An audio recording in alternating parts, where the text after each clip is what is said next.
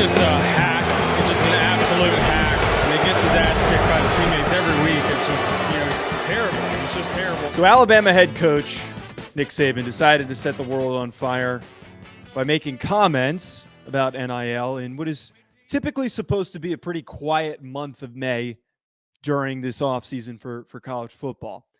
And he directed those aggressive NIL comments at rival head coach, one of his former assistants, Jimbo Fisher, who's at Texas A&M right now, but strangely enough, decided to drag an FCS program into it as well, that being Jackson State, and particularly Deion Sanders, their head coach, and the five-star recruit that they recently got in Travis Hunter.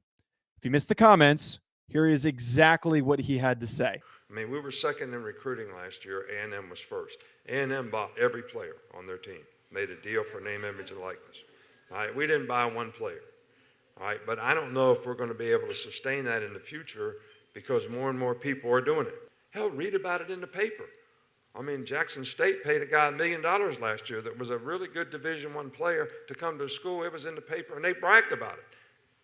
From the FCS perspective first, and talking about Travis Hunter, I have to say that this is the worst part of it, in my opinion, because the rest of it's an ego fight.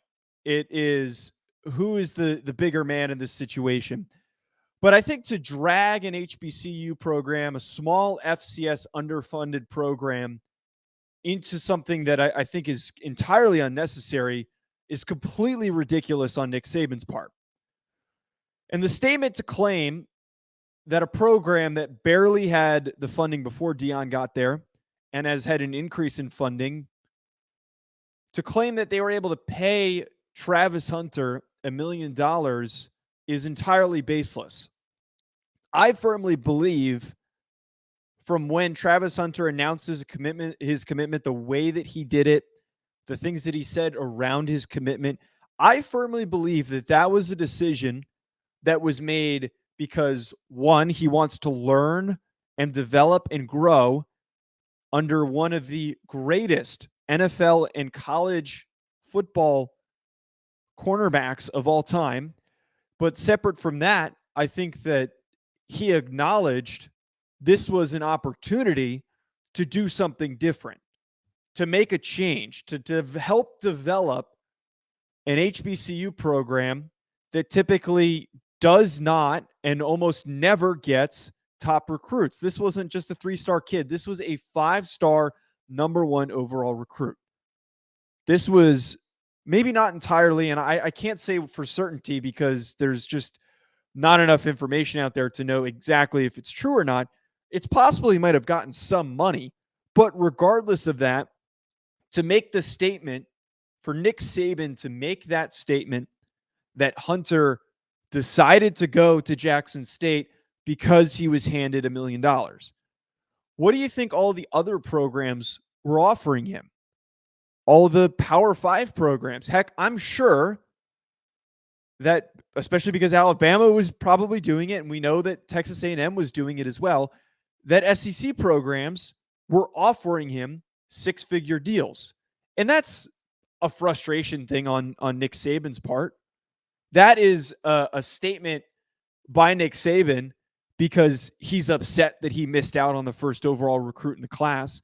And I think his statement directed at Jimbo Fisher is an ego thing, that he's been kicking everybody's ass in recruiting, that he suddenly decides that now is the time that he wants to bring up that Texas A&M is doing unethical things in order to get players to come to their school.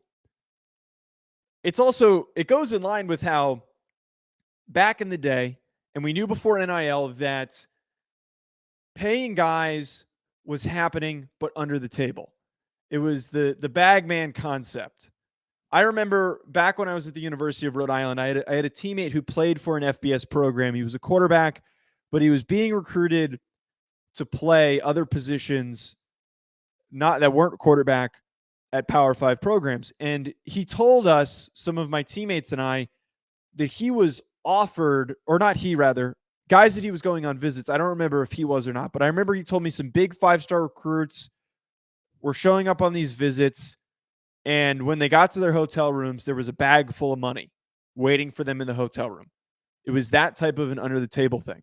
But if you remember back in the day, and Sua Cravens, former USC safety, kind of pointed this out, back in the day, a lot of times these SEC programs would tattle on each other. They would call each other out. And that is usually what led to the various recruiting scandals. All the teams in the conferences were doing it. It was just who wanted to tattle on each other to drag the other one. And there was a good enough period of time where this wasn't really happening because the SEC, for whatever reason, I'm sure that they had some type of alignment that they said, we need to support each other. We can't go around telling on each other because we're hurting the conference as a whole. And that is how the ascension of the SEC, how they became what they are, is because of that ability that they were able to get away with recruiting under the table. It's not hard to hide these things. How are you supposed to track down if a bag of money was handed to a kid or a house was given to a parent if you cover it up properly? And these boosters are very, very smart people. They run million-dollar companies and have earned their money, or their families have earned their money from their business endeavors because they are smart people. They knew how to get away with it. But here we are now, and we have Nick Saban, who we've had multiple so far today, multiple former players who went to other programs that were recruited by Nick Saban that have said that they were offered money by him. And just in general, there have been people saying that SEC programs have been giving out money for a while. It has been something that has not been talked about or acknowledged, but everybody just kind of knew that it was going on. The irony for Nick Saban to come out and make this statement, to be upset that because he was getting away with it when it was under the table, that now that it is out in the open and that Jimbo Fisher got away with it and beat him out because it was out in the open, is simply an ego play. It is him speaking out in frustration. And I believe the dinner he was at, there were obviously a lot of boosters there. That statement was probably in an attempt to motivate boosters to pony up some more money. But the frustration in his statement was visibly and noticeably palpable. You could sense how frustrated he was. He's always done this. When there are changes to the game of football, he has spoken up about how he doesn't think that this is the right thing. He did it with no huddle offenses. I believe he's made comments about the transfer portal, the playoff, like how this isn't going to bring more parity.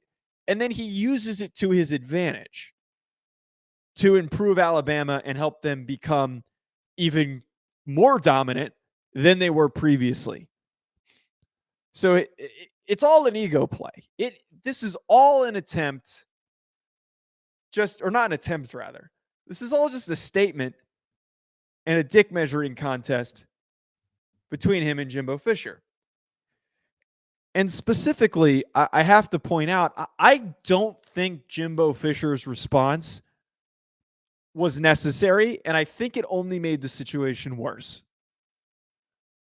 It's not necessarily easy to prove if Texas A&M gave money to this year's recruiting class. There's ways to indirectly prove it, like the fact that they weren't getting guys 5-star recruits and suddenly they get 7 this class. And this is a year where their only big win was Alabama, which is a huge win, but they had a pretty mediocre record for an SEC team. So for them to suddenly be good at recruiting is a bit surprising. His decision to come out and debunk those statements by Saban, I think he knows that there's no way to directly 100% prove it unless you have somebody come out and say, one of these recruits come out and say, hey, I was offered this amount of money. But the one thing that makes the situation worse is that his statement is just fueling the fire. It's not like he came out and tried to say something along the lines of, like, I have no comment, but I think this is unfair and unjust. Instead, he decided in his press conference to say, go do your research on Saban, go do some digging on Saban. There's a reason why nobody comes back to him, hinting that he was doing all these recruiting violations in his time as Alabama's head coach. Deciding to attack back at Nick Saban makes this, again, ultimately so much worse. He probably would have been better off saying nothing. But then if you think of, from the alpha male perspective and the way that a lot of these guys think, he felt attacked and he felt the need to attack back. I don't think that is necessarily the best look to have if you're Jimbo Fisher in this situation. Lucky for him and lucky for Nick, because the NCAA is headless right now and is not going to actually enact any sanctions on any of these programs. Him trying to debunk those statements, no one's going to go digging to prove it. Nobody is actually going to go and investigate in order to punish any of these programs, not just the two of them. But the one takeaway I have from all of this is that there needs to be, it can't be the NCAA. No one could take the NCAA seriously at this point. There needs to be some type of a governing body, and I still strongly feel that the college football playoff has to be what becomes the governing body here. Maybe it's the SEC, but frankly, I don't think that they are the most ethical group to be leading college football, to become the super conference. But we need some type of an entity to establish recruiting rules to remove the enticement factor for recruiting.